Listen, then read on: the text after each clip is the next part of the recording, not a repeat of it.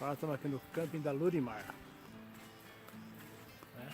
Estamos aqui filmando o fundo do rio, fundo do camping, ó, bem bacana.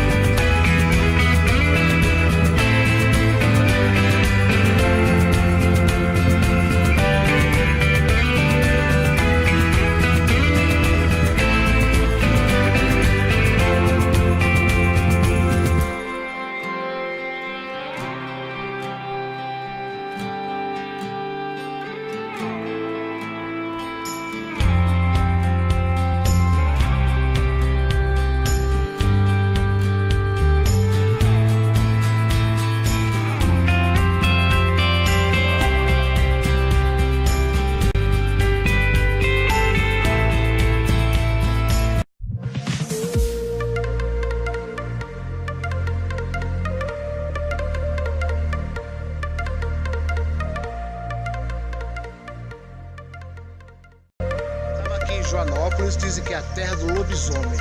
E olha quem está atrás de mim aqui, ó, o próprio lobisomem aqui no camping Lurimar. Você pode vir aqui, o lobisomem aqui também. Um atendimento excepcional do seu Toninho e da Dona Lu, tá bom? Vem aqui que vale a pena. Um abraço, beijo a todos.